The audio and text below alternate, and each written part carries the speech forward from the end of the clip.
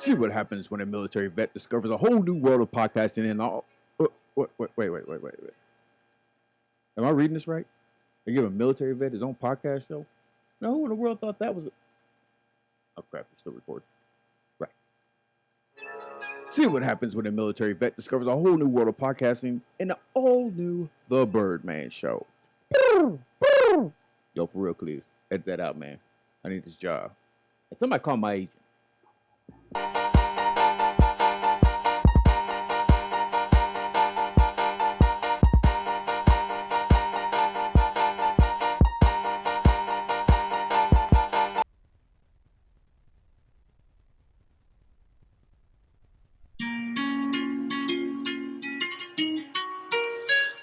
Yo, what is up? It is your boy, it's the Birdman. It's the Birdman Show. You already know what to do, so why don't you go ahead and do it with me one time? That is right. We are here on the Birdman Show, and you know, I I'm not riding alone. I got my main man, Ace, with me. Ace, how are you doing today, brother? You never ride solo, brother. I'm good. I'm good. Back still doing what the back does. Mm. Um, Wednesdays kill me. 4 hours sitting in this chair. By the time I get done, I'm ready to lay down and go to bed. I feel you. But I really do feel yeah, you on that. But before we go any further with the show, I want to make sure we give a shout out to our sponsor of the show, which is Squadcast, and this is a message from Squadcast.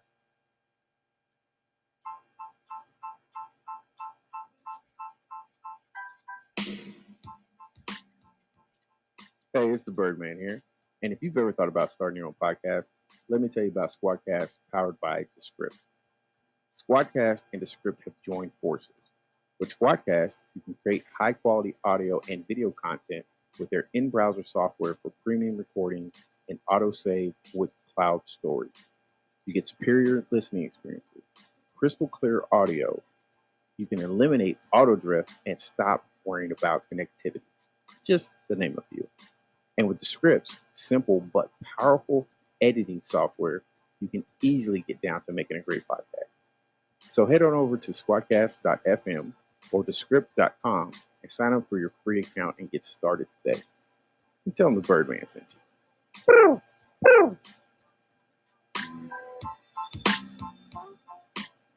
All right, let's just get into this, Ace. This is a yeah. I know I was the one that suggested this, and this is one of those ones that I sometimes look back and say, why? Um, and this is definitely one of those cases. We are talking about David Parker Ray, who is better known as the Toy Box Killer. Um, it's mainly centered around him, but as we'll find out going on through his case, he wasn't acting alone. Um, but this case. It started well. Let me back up. The case actually itself didn't start until 1999. Um, that's when it actually came to light. So let me just go ahead and say this: from the mid 1950s to the late 1990s, David Parker Ray kidnapped dozens of women in New Mexico. He brutalized them in his quote unquote toy box, torture of chambers. Okay, so Ace, what other background? Because I've got quite a bit, but I also want to hear from you as far as what you were able to gather. What is some of the background you got as far as the early on stages? And then what I'll do is I'll have you say that, and then what I'll do is I'll come back and I'll basically start from 1999, and then we'll jump back to where this all really kind of started. okay. I really couldn't find much information as far as early Mhm. on.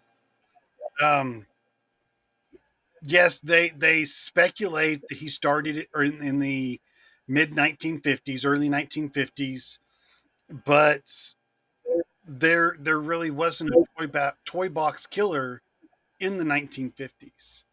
They're basically going off of what they found out in 1999 and trying to piece together murders that they had as unsolved to see if they fit his MO. So, I mean, as far as, I mean, that we know of, well, that's still alive. 3 women escaped. And we will be talking about those 3 women as we go on into this case and start uncovering the layers of this shit show. Yeah, and actually, technically, only one woman escaped. He let the other ones go, and that's what I he thought let was crazy, especially as this case started unfolding, how he let those 3 women go. Um, but this case is so.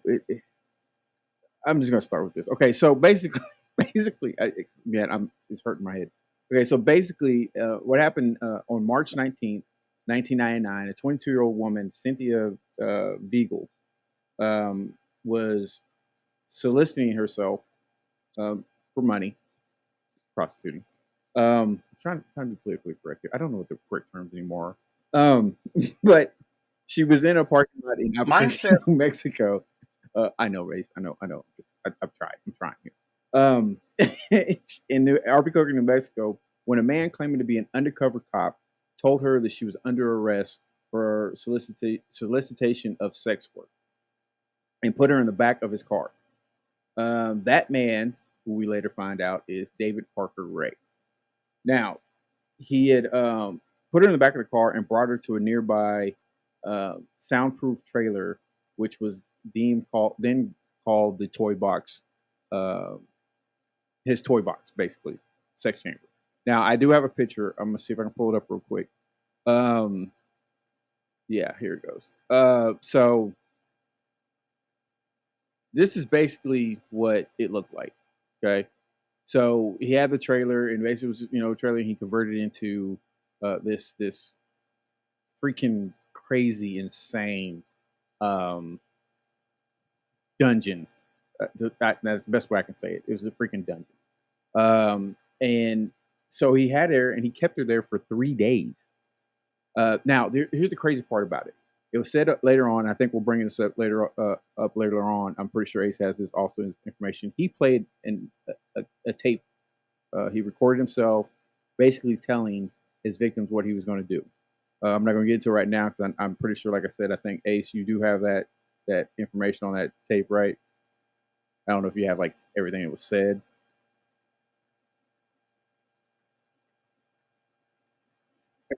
I guess it would help if I actually It, unmuted it before I might. I answered mean, you. it might. Yeah.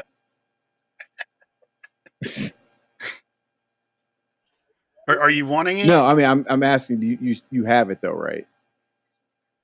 Okay, Yes. cool. All right, so we'll get into that a little bit more. So that was the trailer. Those are ads. Uh, this is what it looked like on the inside of the trailer. So basically, he had a table that he had that was bolted down to the floor of it, and he had all these different types of instruments. To say, I guess he had all these different instruments that he had all around that he was using on various women. Um, Now, what he did after this was then he chained her to the table of the trailer, and over the next 3 days in this toy box, he essayed this woman, tortured her with the help of his girlfriend and accomplice Cindy Wendy. Um, I just looked at her. Okay, yeah, Cindy Wendy Ray is her name. Boy, these people, what is up with they just give the whole government name on these people, don't they? Um, no, wasn't it Cindy Hindi? It was Cindy Yes. Hindi. Okay. Okay, because the reason why I'm saying the article Like I'm I looking don't. at, it gave two different names, but it correct. I guess it corrected itself. Whoever did it, it's actually Cindy Hindi, not Wendy. It's Hindi, and they use whips, medical and sexual instruments. They also used electrical shock to torture this woman. And before her torture, David Parker Ray would play a cassette tape with a recording detailing what she would have to endure during this torture. On the third day, while David Parker Ray was at work, Hindi accidentally left the keys to her Vigel's restraints on the table near where she was chained up. She seized the opportunity, was able to lunge for the keys, and freed her hands. Hindi attempted to stop the escape, but Vigil was able to stab her with an ice pick. She ran to the nearest trailer.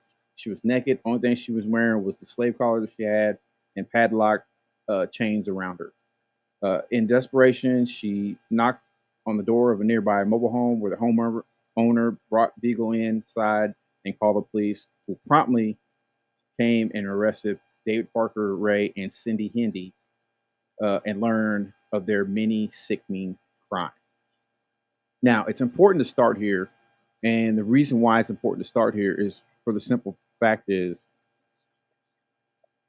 once they got them into custody, because as far as the police know, this is the only person that was dealing with any or that they had. This is the only person that was part of a crime.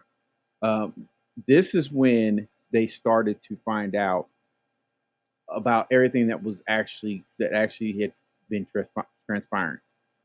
Ace, why don't you walk us through?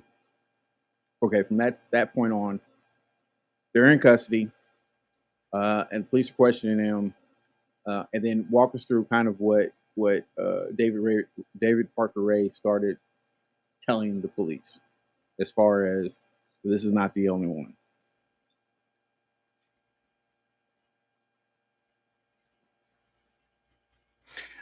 My information didn't give that. Uh, What I researched didn't have the interrogation from David Parker Ray.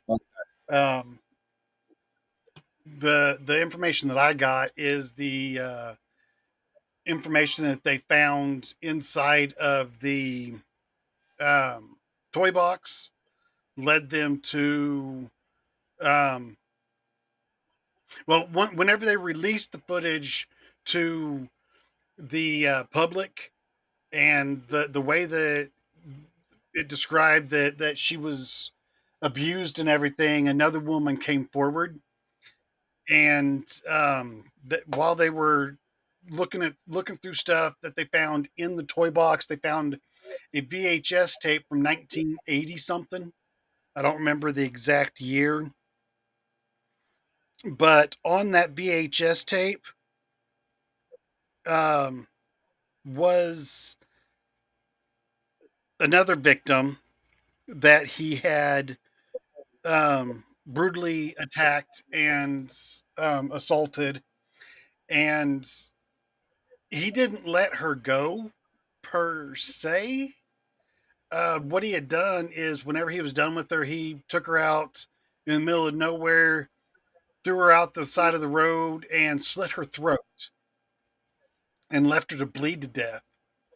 But before she bled to death, the cops found her and were able to save her life. So whenever they released the pictures of the person on the videotape, that's when she stepped forward, which made the three victims of the toy box killer, sort of, because the only three people that we know of right now that he did anything to are still alive, or were still alive. So, but I mean, he is suspected of actually murdering um, upwards of over 50 people. So there is that. yeah, and it's important to note that the only way they were able to identify that woman is because the police, like Ace said, they discovered the VHS tape that had the woman that was on there, and it clearly noted it wasn't Beagle. So what they did notice that was, I think, it was on her right leg, right calf. there was a tattoo. Now, if anybody knows anything about VHS, and I think pretty much everybody in here, especially in the studio audience, and hopefully those who are going to be watching this later, if you're old enough to remember VHS tapes, the quality of those were not very good. It was basically they just weren't good, especially if you're talking about trying to identify somebody on anything. And it was very grainy. So what they did was they took the local police, they sent that into the FBI, had their experts look at it.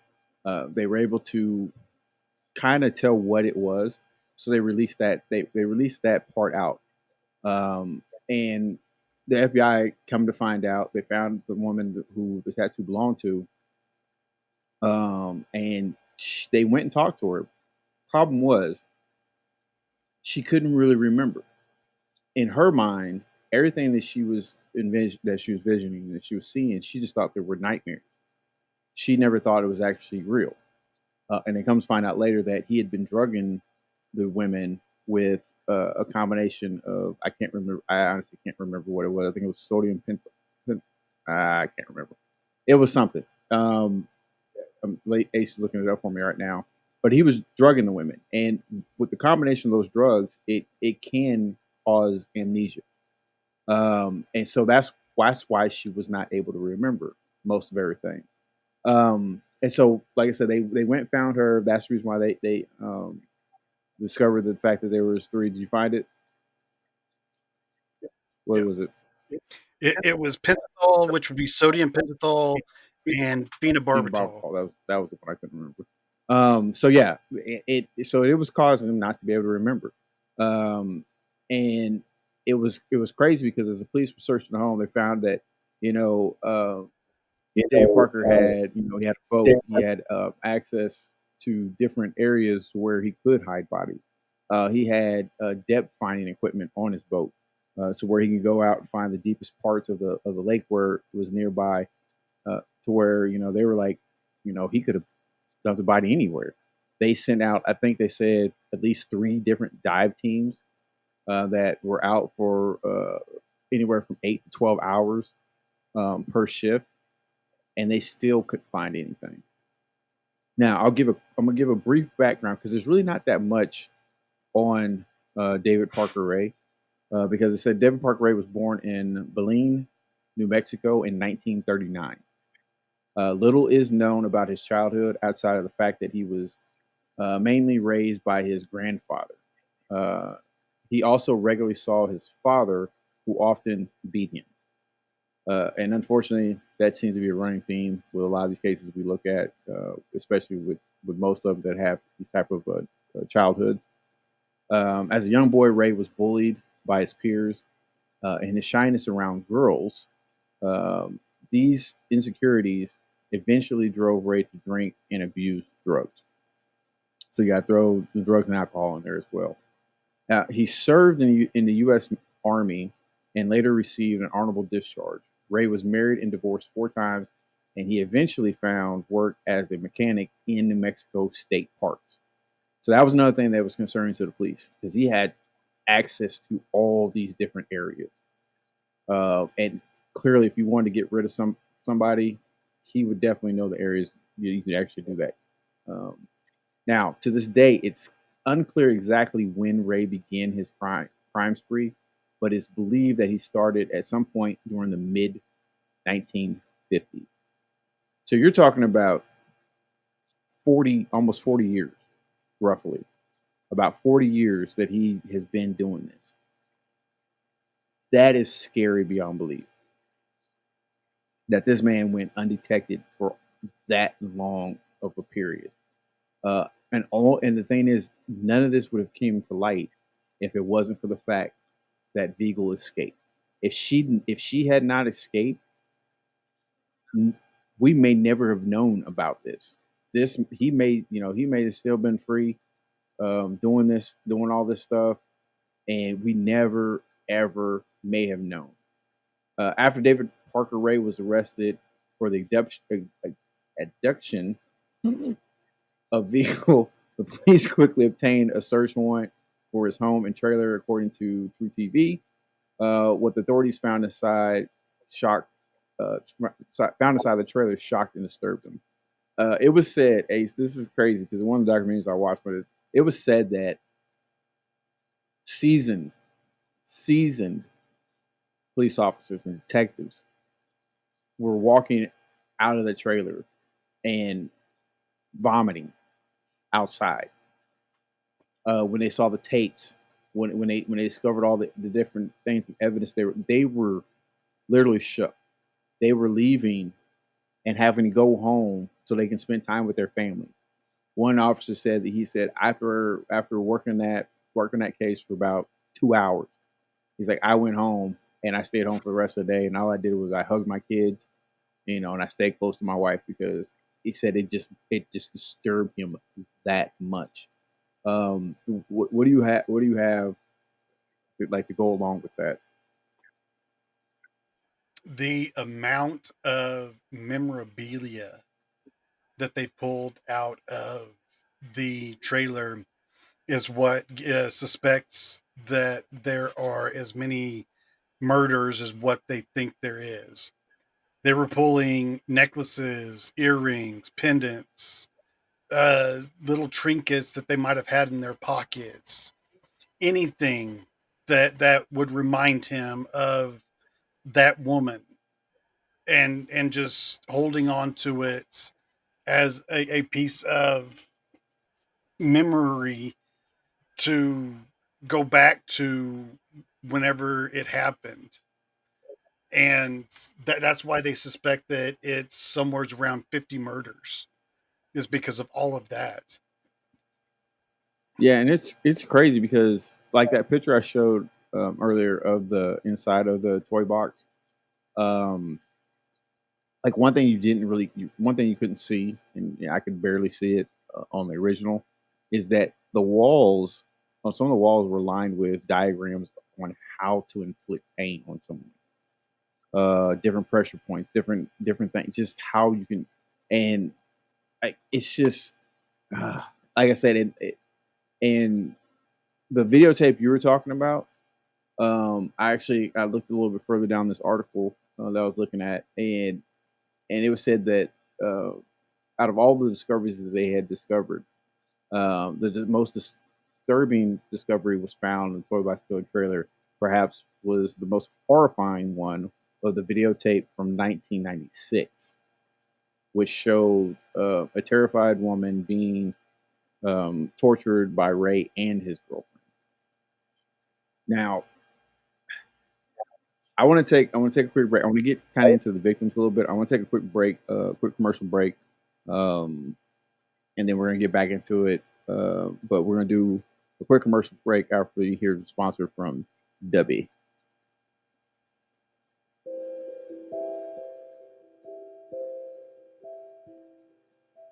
Hi, I'm going to tell you about Debbie energy drinks. Debbie is an energy drink you mix at home. No jitters, no crash. Debbie is formulated to give you focus and energy. Their formula contains vitamins, amino acids, and neurotropics, including the patented neurofactor. No calories, no sugar, no fillers, no artificial colors. So if you need something to give you energy to take on the whole world, Debbie Energy is what you need. Go to debbie.gg. That's DUBBY.gg. Use promo code Birdman Show for 10% off your orders and tell them the Birdman sent you.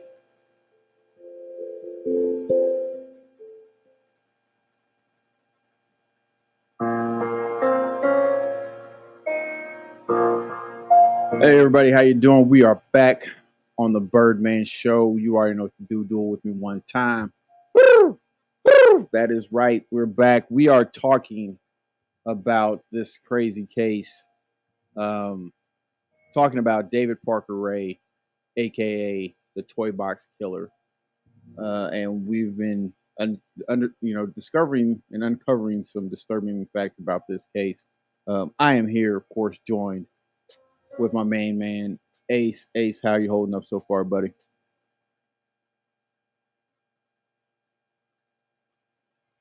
I'm here. That you are. We're just tipping our toes into this water. Yeah, we are. We're definitely. This is Yeah, this is I don't know, bro. Okay, so we had talked about I showed a picture of the actual trailer that he used, converted it into, um, and we talked about some of the things that were going on. One of the other crazy things that they discovered in the trailer, along with that videotape and the cassette tape that we'll talk a little bit more about, but they also discovered another videotape. And actually, let me back up. It wasn't the fact that they discovered another videotape. Okay, so we had talked about the videotape they discovered about the woman that had was being tortured by him and his girlfriend, right? What I didn't mention is that that wasn't what they originally discovered. What they were originally watching was a videotape of him basically putting things together and testing a few of the things out and showing how he's putting stuff together. Now, like I said, if anybody knows anything about VHS tapes, right? If you record something on it and then you go to record something over it, there's basically like a break in the videotape. It gets all crunkly and it like basically turns into static. Okay, so once it does Crumply. that, I don't know. I don't know. I was just thinking static. That's what I meant to say was static. Okay, so once it did that, right? All of a sudden another video comes up. Another video comes up. That's when they discovered the woman, the woman that we were talking about earlier. And that's when they found out, oh my God, okay, so there has been at least another one that we're seeing, because this is definitely not the one that called the police. And so that's when it really turned into all the stuff that was going on here. Ace, what information do you have on the basically the second victim that they were talking about that's actually still alive? Do you actually have any information on her? I have a little bit, but it's not much. I just didn't know if you had anything different than what I have. Amidst amidst the publicity of the arrest of David Parker Ray after his abduction of Cynthia Vigil, another woman came forward with a similar story. Angelica Montano was an acquaintance of Ray's who, after visiting his house to borrow cake mix, had been drugged, essayed, and tortured by Ray. Montano was then left by a highway out in the desert. Luckily, she was found there alive by the police, and there had been no follow up on her case. That's about all I've got on her. Okay, yeah, that's about what I had on her as well. Um, so that's okay. Yeah, okay. Now let's jump to another victim that they had. Now here's a part of the case that I think is probably more disturbing to me than and I know it's difficult to say. Not only difficult for somebody to probably hear that everything we're talking about so far, this guy doing, and there's actually something that's more disturbing than that. Well, the disturbing part to me is this next part. Um, okay, so Ray, we already know that Ray's girlfriend, Cindy Hindi, was also helping him out with the things that he was doing. But this part is what's most disturbing to me. Um, it wasn't just her. His accomplices also included his own daughter, Glinda Jesse Ray, and his friend Dennis Roy Yancey.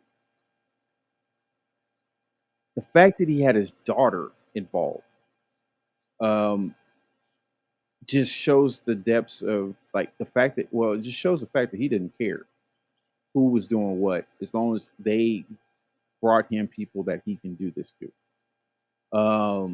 So he wasn't the only one going out he wasn't just going out picking up women. And I said when we started the case that that's how he was able to get Cynthia. Um, but he was actually using his daughter as a wingman to pick up women or bring them back to the house. Um, Now Yancey was I don't know, I can't remember. It doesn't say that he was Jesse's boyfriend or anything. I guess it was just a friend of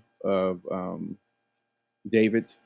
But one thing he said that David had asked him to do was to basically unalive one of the women. Um, but he said he couldn't do it, and refused to. But he said that David said if he didn't, he was going to unalive him. So it was just the dude was just Ace. I don't know. I don't know, man. I don't know how to really put this guy into words. Just how sick this dude is.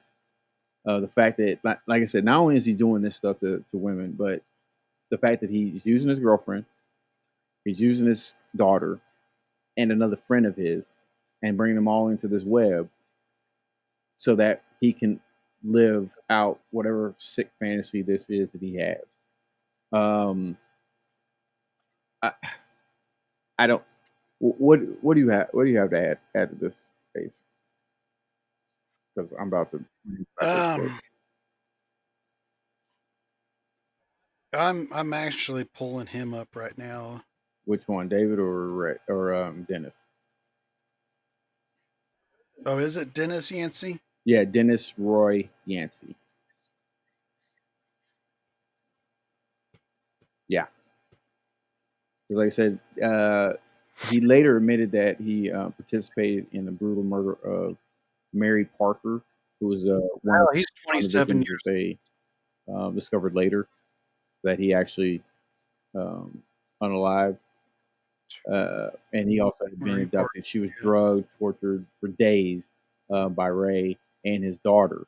So not only was his daughter helping him get these women, but she was also partaking in the torture. And this was in, I think he said that it was before Yancey strangled her. Yeah, it was in 1997 when this one happened. So in 1997, Yancey Yeah. actually ended up strangling that woman to death in 1997.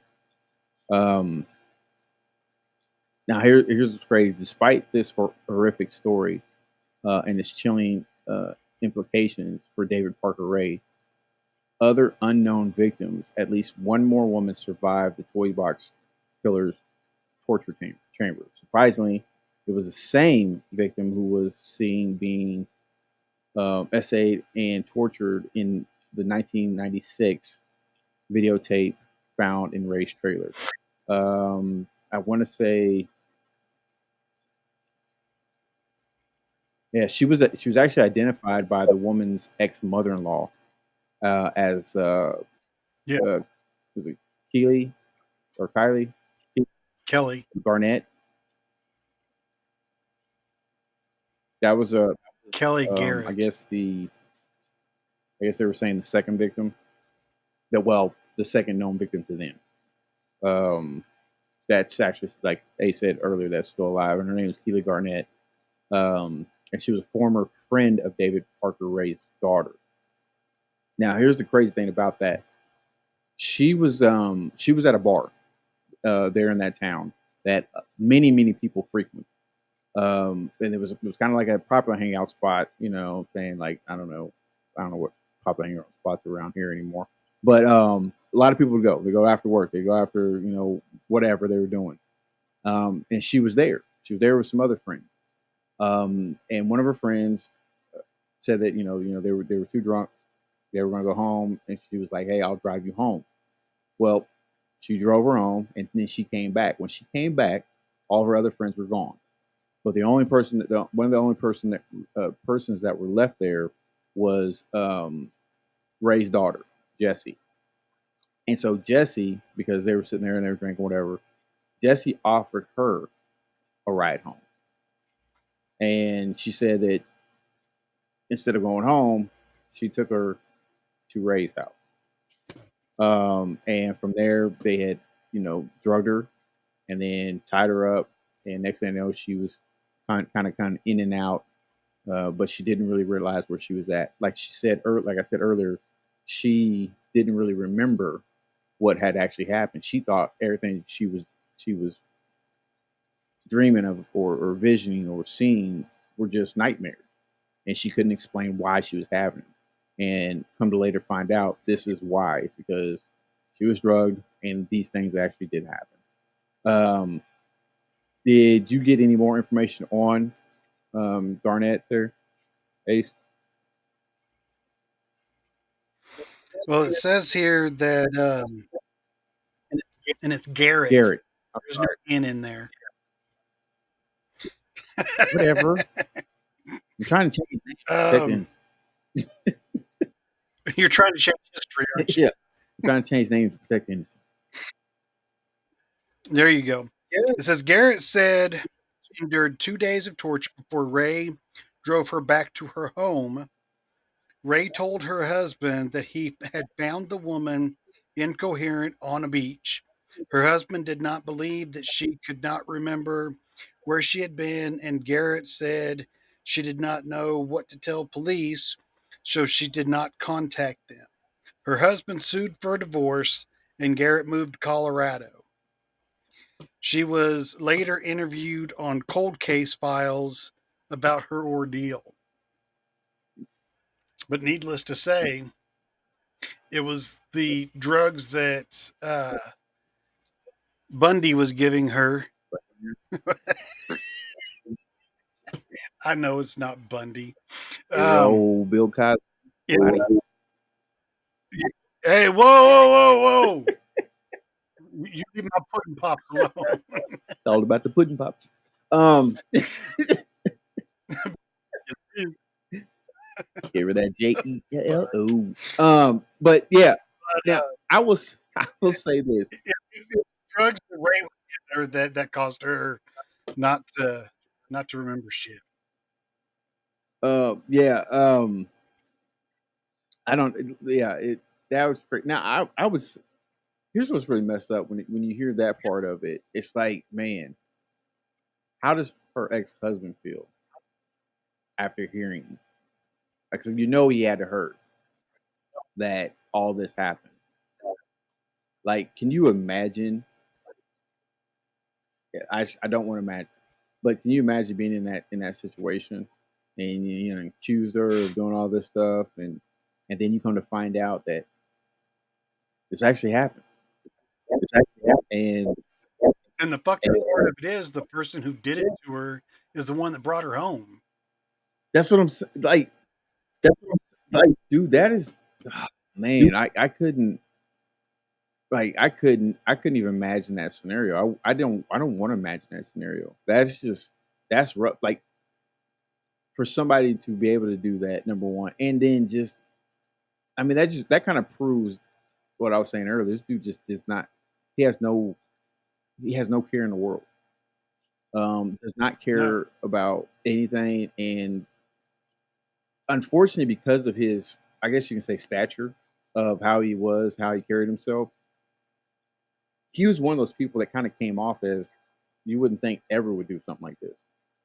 Which is, I 100% believe that's the reason why he had gotten away with it for so long, because he was smart enough to know that if I mix these two drugs together, that um, I can cause somebody to like have amnesia, not really be able to remember anything.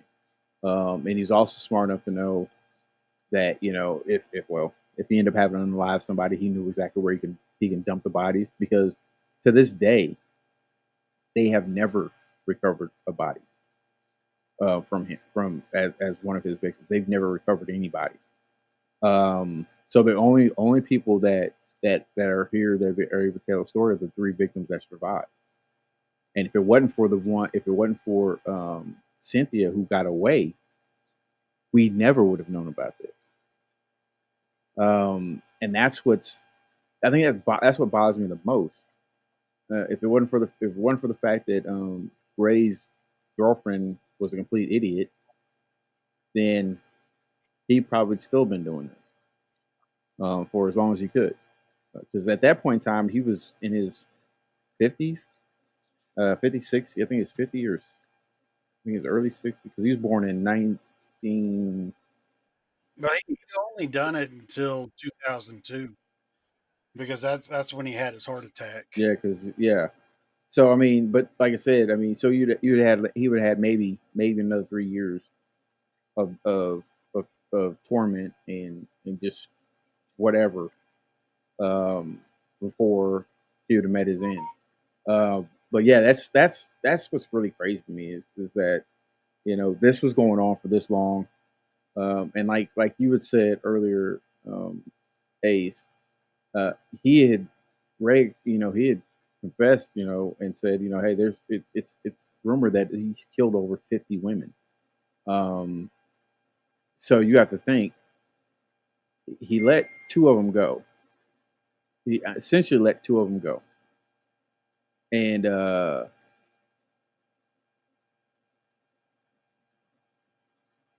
I'm sorry, something popped up. I was just trying to read that at the same time, but he essentially let two of them go. One escaped. Yeah, I know. Sorry about that.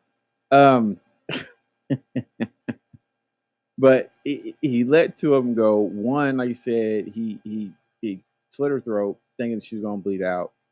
Luckily for her, someone found her and was able to get her help. But of course, once again, she didn't remember anything. The other one, which was Garrett, he let her go. As a matter of fact, he didn't just let her go. He basically acted like an Uber and took her to the home, like door to door service. Brought her back, told her husband, "Hey, I found her on the beach." To the point where the husband didn't believe her, ended up filing for divorce. She moved away. She didn't. She had no idea what was going on. Her life was turned upside down, and she just had no idea what was going on. And so, she had to live like that for what was that? Because she was so another 3 years for 3 years, 3 years until this actually came about. Because this happened to her in '96. They caught him in '99. So 3 years of sheer hell that she went through before before any answers started to come out. That's tough. I can't imagine. Wouldn't want to imagine. Definitely wouldn't want. I wouldn't even want my worst enemy to have to endure something like that. Yeah. So I don't know, man. Okay. So here's what we're gonna do real quick, Ace. Because there was a point where the police, like I said, the evidence they had uncovered.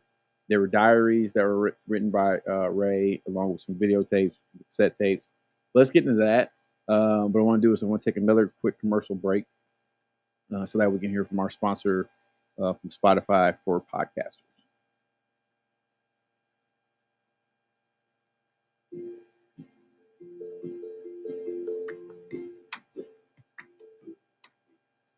Hey, it's the Birdman here, and I have a question for you. Have you ever thought about starting your own podcast? If so, have you heard about Spotify for podcasters and why it's the easiest way to make a podcast with everything you need all in one place? Allow me to explain. Spotify for podcasters has the tools to allow you to record and edit your podcast right from your phone, tablet, or computer. And when hosting on Spotify for podcasters, you can distribute your podcast on listening platforms like Spotify, Apple Podcasts, Google Podcasts, and many more.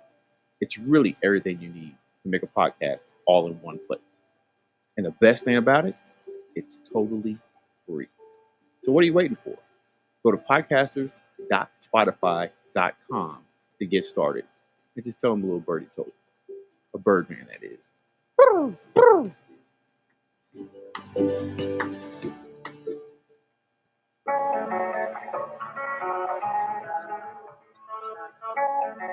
Yo, yo, yo, what is up?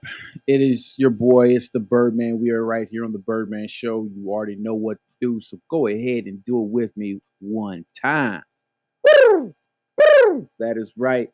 We are here on the Birdman Show. I am here with Ace, and we are talking about the case of David Parker Ray, the toy box killer. Ace, how are you doing so far?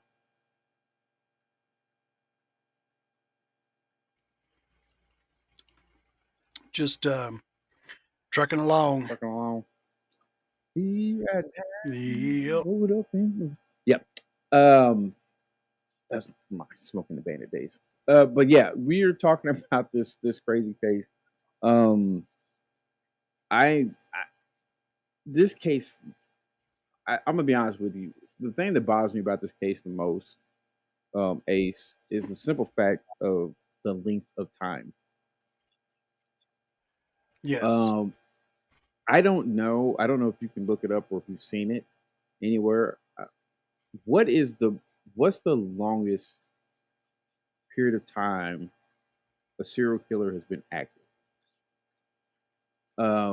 Because if this holds true, and like I said, he said he's killed over 50 women.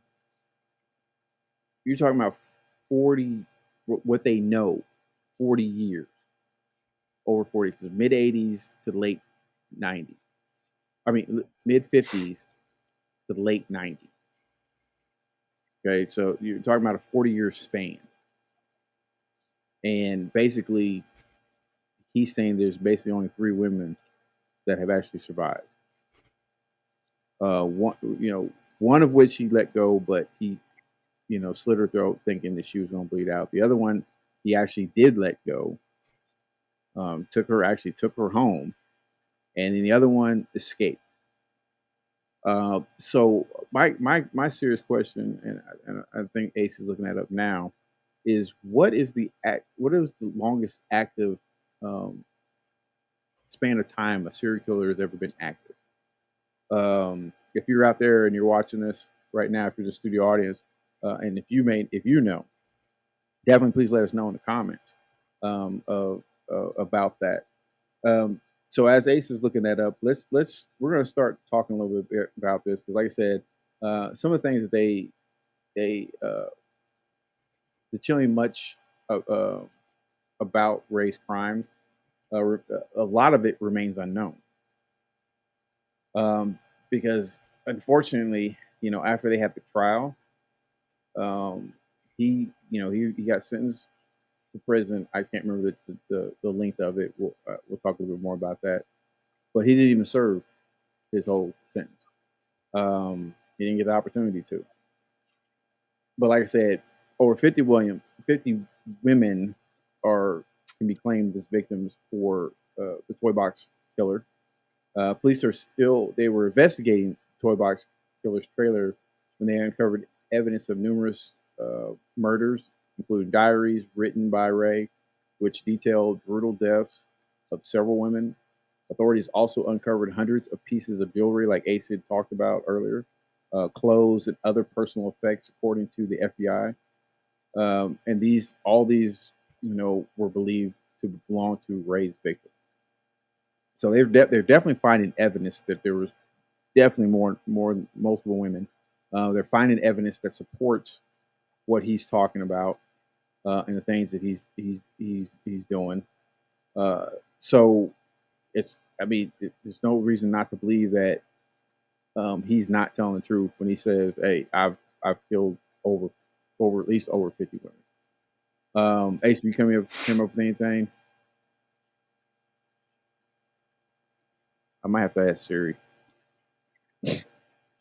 Well, whenever I looked it up, it said something about Little, but Little was only active for 34 years. And from what we were seeing from Ray, he was active for 40.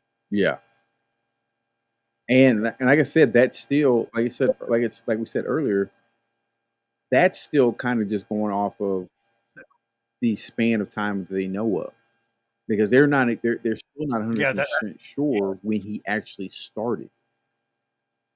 Um, because they're only basing it off of the evidence that they collected with some of the stuff that they had. Um, and so they're not even sure that he may have started earlier than that. And that's another thing that's real terrifying. So maybe early on, were there more women out there that maybe just maybe they did make it, and they're like uh, Garnett or Garrett. Sorry, they're like Garrett, and they just don't. I know. I don't want to call it Garnett. Probably because I was watching old Celtics games earlier. But but are they like her and they don't remember because of the drugs, and maybe they're just thinking they're living some type of nightmare. So I mean, that's truly terrifying. Um, like I said, the fact that he went 40 plus years that we know of doing this, and the only reason we know anything about it is because one woman got away. That's that's I don't know what to say about that. Okay, so Ask Siri. yeah, I know. I'm thinking I might have to. Okay, so I couldn't find any transcripts of the actual cassette tape that he was playing for the women. I did find the audio version of it, but I am not about to play it. It's really honestly that disturbing. I would not do that to anyone. I would say if you want to, if you're crazy enough and want to actually hear it, if you want to know more about that, there is a documentary on YouTube that talks about it, and they actually play it. They talk about the whole court proceeding and everything. And here's the thing about that: the first time he actually had to have two trials. The first trial, the judge ruled that the cassette tape of him detailing what he was going to do to his victim was ruled inadmissible. So he didn't allow it in. Now, you might think, well, they have all this evidence with the trailer. They have all this evidence of the jewelry and all this other stuff and the videotapes. They have all this evidence. So what does it matter if the cassette tape's not playing? Well, the problem with that was if you watch the VHS, which they play it, he doesn't show indication of doing anything. I don't want to say not doing anything wrong, but it doesn't look like she or the women or whoever's in the videotape are really fighting. It looks more like two consenting adults who were just into some really crazy stuff, and they're doing just whatever. Now, of course, you have to think about, well, how could any of those women even show that they were trying to fight back when they're all drugged up? Yeah, I get that, I understand that, but in the videotapes, and I watched a couple of them, and I before I almost threw up in my mouth, but it shows like he's gently caressing them. He's doing typical things you would think two lovers are doing. Even without the extra craziness. But he's touching her in a way as if they've been together, and it's not a big deal. And so that's why in the first trial it came back as a hung jury because it, when you present that evidence, they can't say definitively, okay, we can't rule that this was not consensual. And the fact that Garrett herself couldn't remember everything, the jury didn't really necessarily believe her entire testimony. So that's why the first trial was a hung jury and got dismissed. The second trial, what they did was they got a whole new jury and they got a new judge, and the new judge allowed the cassette tape to be played. And the cassette tape, like I said, if you want to hear it, like I said, they got a documentary on YouTube. It plays it. You can definitely go check it out. And it details everything he's going to do, and this and that. Now, once again, me being in the mind that I have, which is completely screwed up. But even with looking at and listening to that, someone can a good defense attorney can simply argue like, hey, yeah, he played that cassette tape for her, but it was something that just it was part of their game. He probably could have played it off as that, but like I said, the jury they decided, hey, we're not buying it, and so they found him guilty, and he was sentenced to 224 years in prison. Yeah. So Ace, what do you have? What are your thoughts on the trials, and then the final sentencing of David Parker Ray?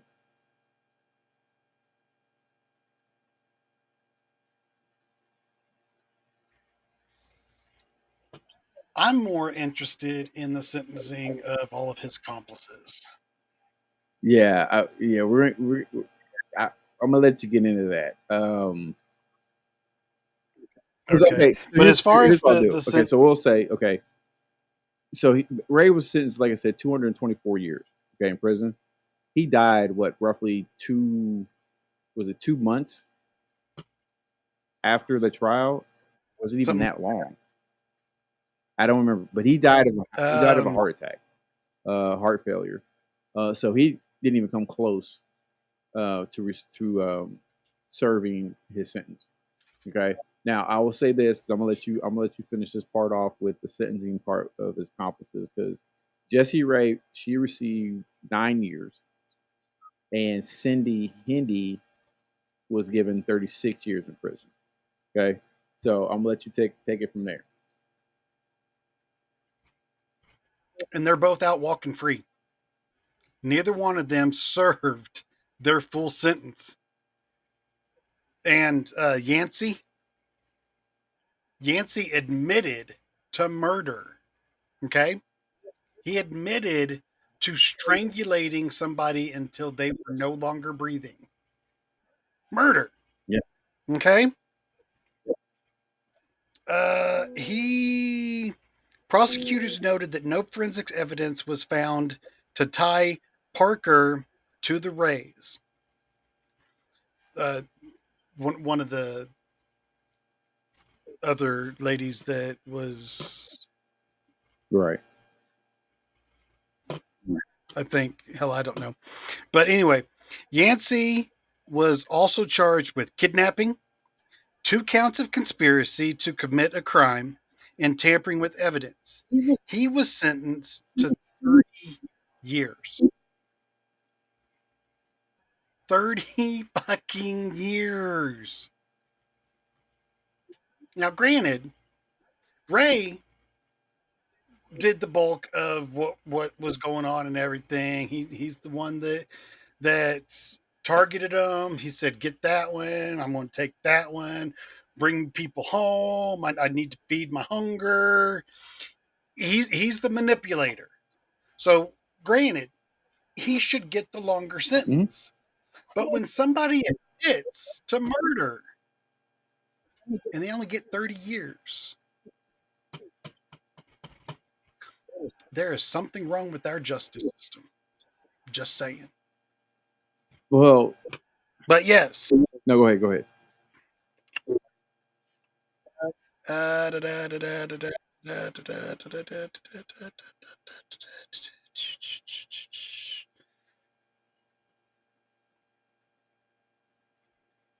Um, Hindi was paroled in 2017. Awesome. She was released on serving 2 years of her parole in prison. On May 28th, 2002, Ray was taken to the Lee County Correctional Facility in Hobbs, New Mexico, to be questioned by state police. He died of a heart attack before the interrogation took place. So May 28th, 2002 was whenever Ray passed away of a heart attack. Yeah. Yeah. The trial started. Yeah. So after the trial, because I think it was only, I want to say it was only I don't remember. It doesn't. I don't think it says. I don't think it says in the. But I could have sworn in one of the documentaries I watched, it said it was only maybe a 5 week trial. So I think it was early in 2002, when the trial was. He got sentenced, and then in May well, May. Yeah, he died. Yeah, May 28th, 2002. Not long after his life sentence began. 62 years old, time of death. So yeah, he was 50. Yeah. He was 59. He was 59 when they caught him, and then he died basically 3 years later. And according to this, Ray's daughter, Jessie, was charged with kidnapping and criminal sexual penetration. She pled no contest and received a 30-month sentence with an additional 5 years to be served on probation. 30 months. Wow, and 5 years probation Yes. for helping your father kidnap, torture, essaying, and ultimately um, unaliving those women. Yes. Because one of the women that, well, the woman that Yancey confessed to unaliving was during the time that Bubba Ray and Jesse still wrong. Yeah, it's the wrong part of the country. Shit. Uh, We're what is his not down name? there where we're I not don't know. down there where Angel's at. Which one? Are you talking about David? Or are you talking about Yeah. okay. Yes, David Ray. I don't know why I can't remember his Yeah, name, whatever. but David Ray and Jesse. That was during the time that they had somebody in the toy box, and it ultimately came down to um, I don't even remember how the order was called to unalive her. Oh, it's not. Yeah, it's not in the research. It was in the documentary, um, and I can't remember exactly how it came about. Ray forced him to strangle the woman to death. Yeah, but he, like I Yeah. said in the documentary, because they showed the interview with um, old buddy, jeez, forgot his name. Yancey. They sh- they show the they show old buddy. They showed the interview with. We're doing I all don't know why we're right, aren't struggling we? with the names of these people. But they showed the interview, and he said he struggled. Like it took him a couple days to do it, as far as like to actually do it. But like he said, David had threatened him and told him if he didn't do it, then he was essentially going to do him. And I think he took that. Hopefully, he took that one way and not the other. Right. Listen, and for those who know, man, listen, I have to make jokes. Ace is the same. I have to make jokes when it comes to stuff like this because this stuff is it's it is pretty dark. And I'm not talking like whatever. It's dark.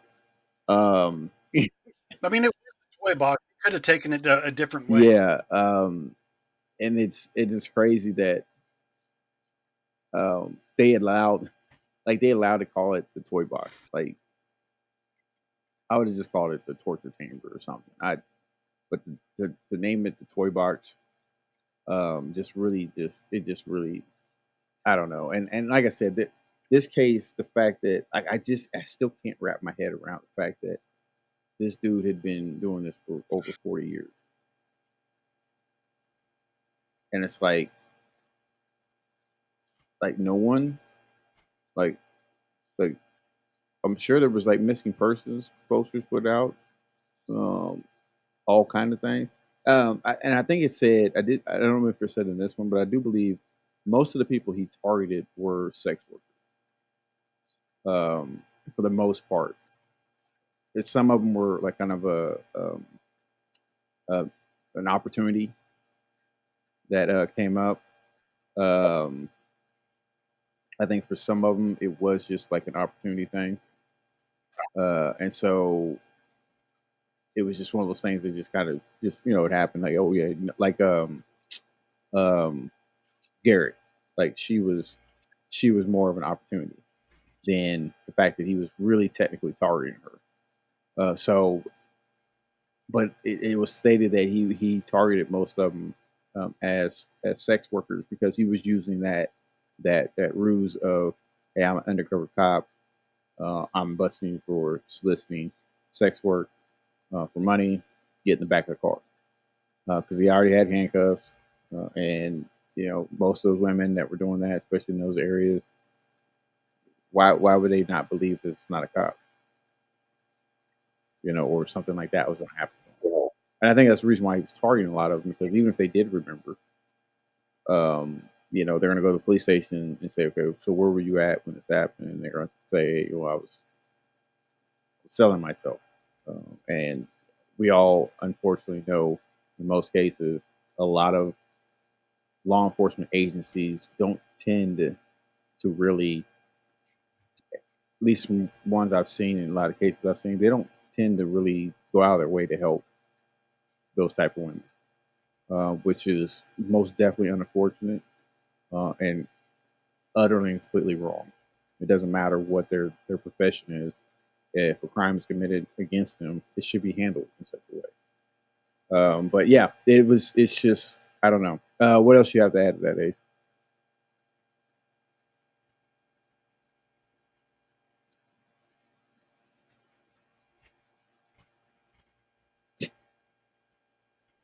What was the question? Say what else do you have to add to the case?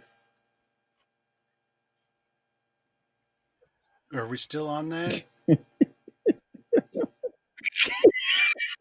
Yes. So Um,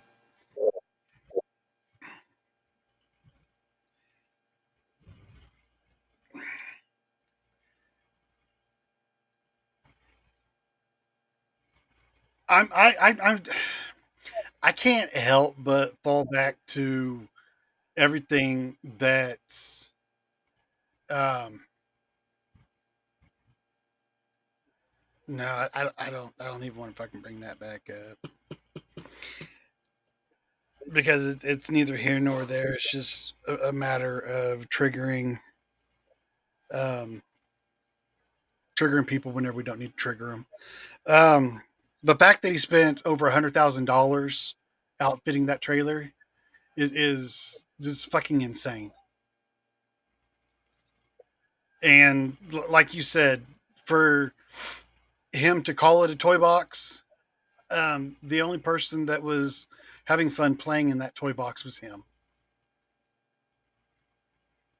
yeah, Because there's no way that we can accurately say that his accomplices enjoyed what they were doing.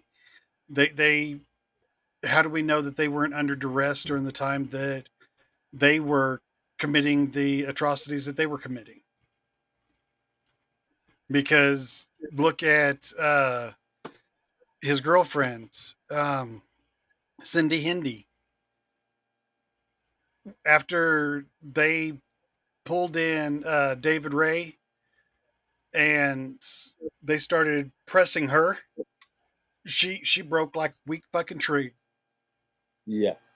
I mean, she had no problem flipping state's evidence and giving them everything they wanted to know on all of the abductions and everything that she was a partner to. If she had any thought that she was going to um, be right up there with them as far as uh, the sentencing went, she'd have kept quiet. But she knew that she could plea a deal, and she sure as hell jumped on that shit. So it makes me wonder: was he doing it with help, or was he coercing help? That's a very good point. And I'll be honest with you, I wondered that myself. For the simple fact, mainly for all the reasons that you brought up. Um, when I first thought about it was when Yancey, when they started talking to him, and he said, he told me if I didn't do it, he was gonna unalive me. And I'm thinking, okay, it's kind of like one of those things where you're helping somebody do something, then you realize, okay, maybe I shouldn't be doing this, but you've already realized what they're capable of. So sometimes maybe in that person's mind, they figure, hey, look, at least if I can just at least make them at least think I'm still on their side, then maybe I can survive long enough to get out of this mess. And so still accountability needs to be held for them, and I think for the most part it was, except for uh, maybe the girlfriend, um, because she had been there the longest. Uh, I, I I mean, I don't know if I could say that the daughter's sentencing was really justified as far as what she got, because she did literally bring someone home for that purpose. It helped her father tie her up and everything, and take her out to the toy box. She did participate in a few of the actions. So I don't know, brother. This one is, like I said. I mean, he got 225 years and basically only served. When you talk about the total of how long he was in jail during the trial and everything else, after he got caught, I think it was only 8 months. So he basically only served 8 months of a 242-year sentence. I think that's what it was. 240, yeah, 224. Sorry, 224-year sentence. He served roughly 8 months. So I don't know. In a situation like this, I can't even say justice was served, because there's really no true justice for something like this. I would say if you believe in heaven and hell, he's definitely going to hell, and maybe you can find solace in the fact that he's going to be suffering there for eternity. So maybe that's where your justice Pineapple. comes from. But if you're just one of those people that don't believe in that, and now he's dead, and the people that he's hurt and he's tormented and tortured, they're still having to live with it. So I don't know. I don't know. How do you feel about? Do you feel that justice was served in this one at all, Ace? Uh, I mean, there's two different ways to look at this. If he was in a state that still believed in the death penalty, then justice would have been served, because he'd be dead and he would have been exonerated of his actions. Um, but with him not being in a state that believes in the death penalty, it's all falls back to the victims. Do the victims feel like justice was served? I mean, they're the ones that had to go through the torture, and knowing that he's gone, they not only don't get their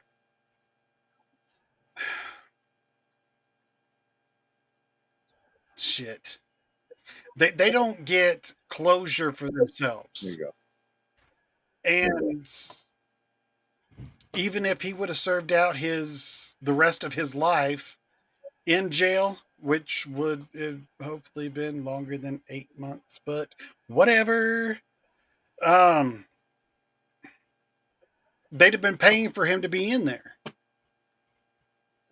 So I mean, it's all in how you look at it. Was justice served, in my opinion? Not really, because I'm a firm believer of do unto others as you would have them do unto you, or have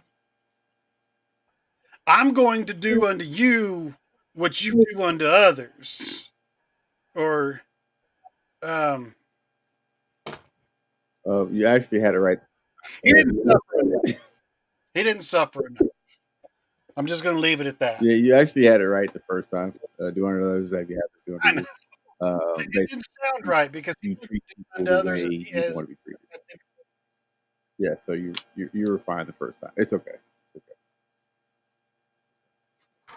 Um, no, I'm with you, man. I don't know if I can sit there and safely say that justice was served or this and that. But I mean, like I said, in this situation, there's not much you can really do. Um, Unfortunately, it's I mean done and over with. I mean, he was found guilty, so that's the good thing. That's the one good thing about this. Everybody that was involved, for the most part, was found guilty of their actions and their part they played in it. Like I said, he unfortunately didn't get to serve out his sentence, but I mean, it is what it is. There's not much more I can really go into with this one. It's there's not much else we can really do with that one. So here's what we're gonna do, Ace. Ace, why don't you give us your closing remarks on this episode? My closing remarks on this episode.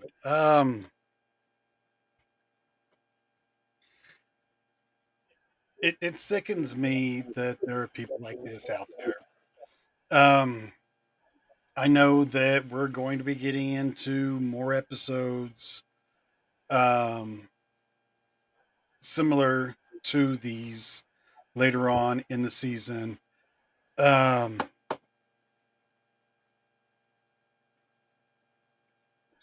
just knowing that there are people out there like this makes everyone wonder why they want stricter gun laws. Um, because if something like this happened to my wife or my daughter, hell hath no fury. But this one's one of those cases that leaves me unsatisfied with the outcome because I don't think he got what he deserved. Would it have been any different had he served his time? Probably not. But knowing that he was locked up, and even though he had those addictions, not being able to satisfy those addictions and making himself go crazy, that might have been satisfying. Mm. That he lost his mind, not being able to fulfill what he needed to fulfill.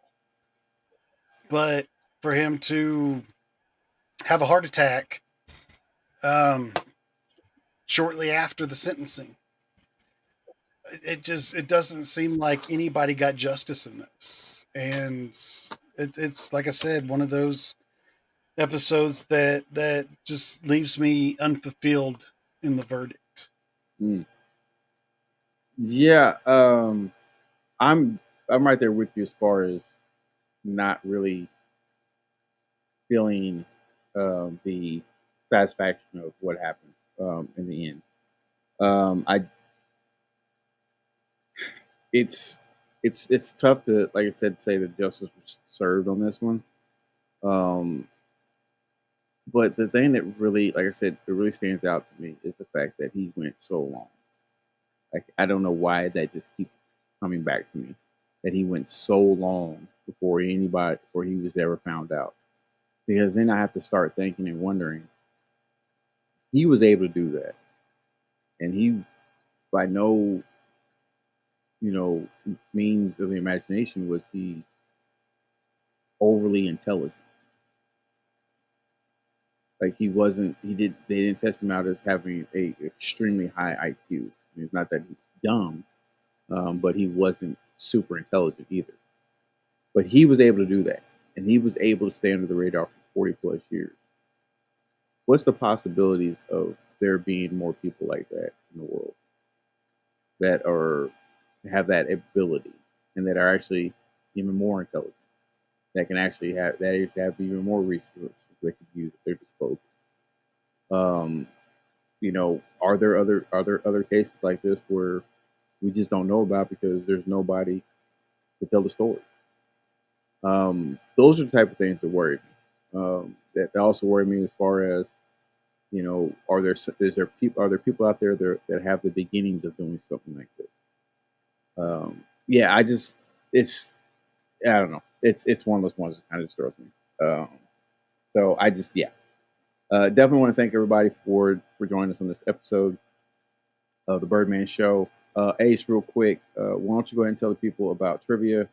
For those who still don't know yet, who haven't got on there, I don't know what you're doing with yourself, especially after you watch the podcast. But yeah, tell everybody about trivia night and where they can find If they don't know, what the hell are they doing with their They don't know. lives? Good God! All right, but anyway, if after you see this episode of the Birdman Show, um, you feel like you want to get involved in a little bit of trivia, come join us on TikTok. The Ace Horror Fam invites you to come and just leave your life behind for 2 hours and have fun with us on the TikTok. Come search me up. My name is TLB ACE, and we are live from 8 p.m. to 10 p.m. Central Time, immediately following the Birdman Show podcast. There you have it. And I asked Google, the time frame isn't the longest, but it's saying that Samuel Little. Is it saying that because maybe So I don't know. Because I asked what serial killer had the longest span, and it says Samuel Little from 1970 to 2005. Hmm. Well, I don't know. maybe it's because maybe I have to look at that one too. Maybe it's because maybe all of his are confirmed.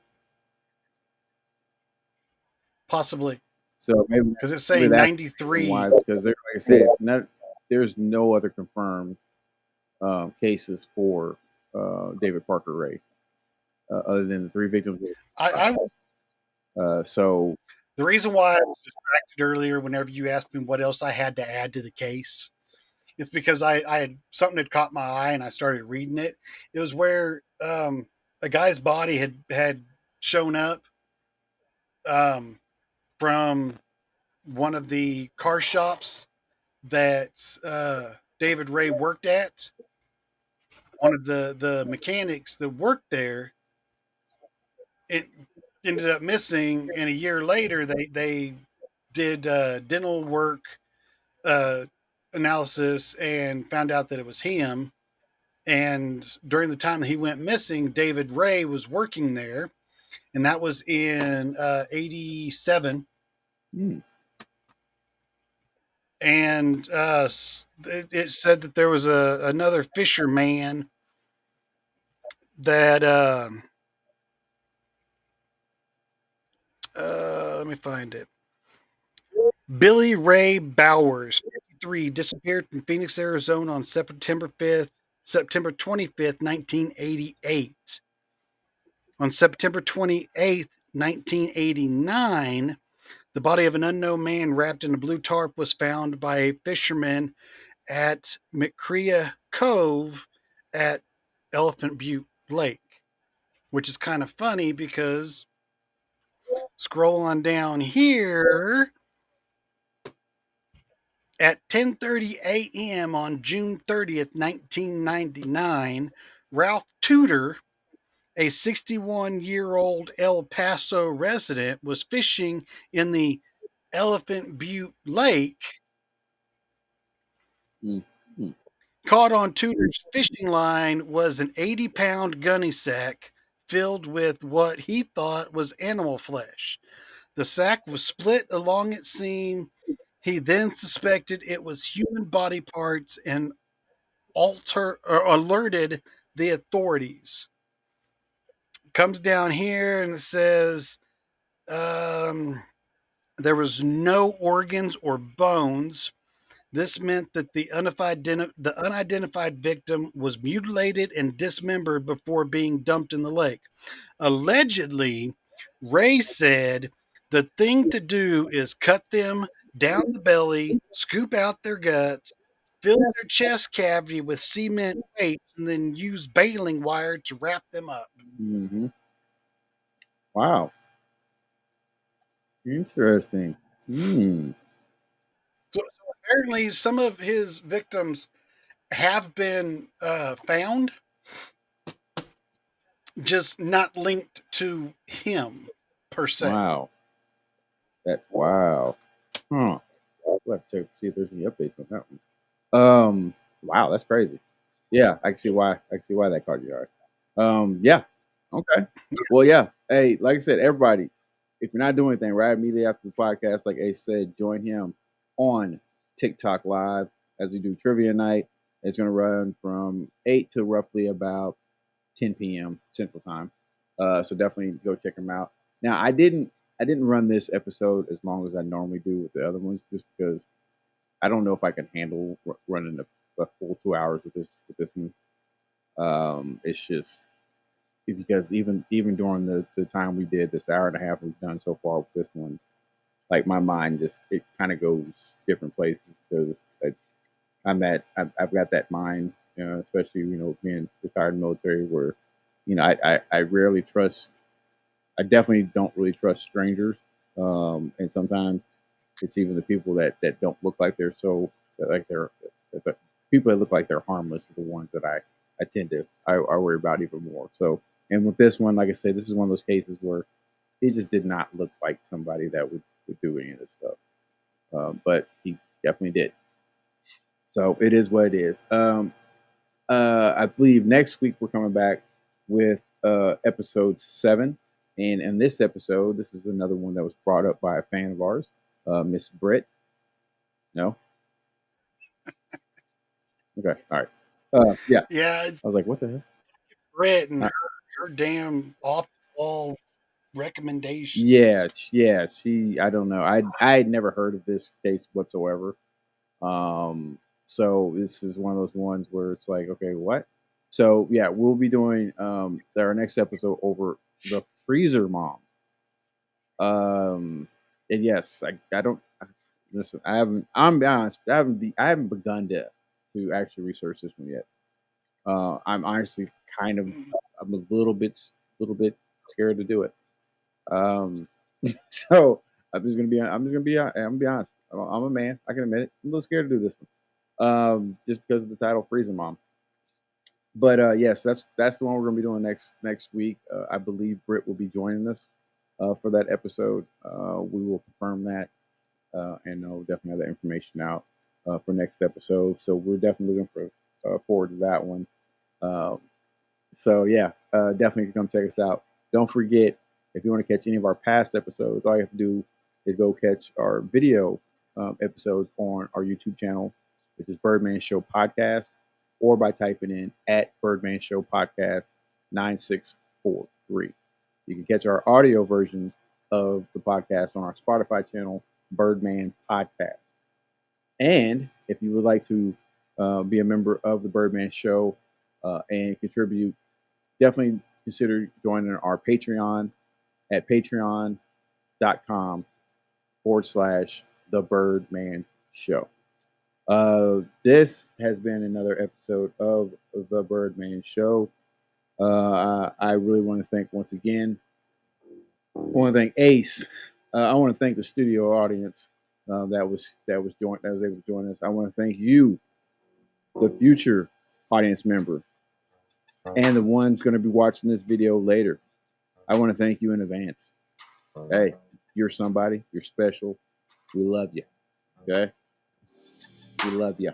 All right. So, for the Birdman Show, I am the Birdman. That man's Ace. We are out.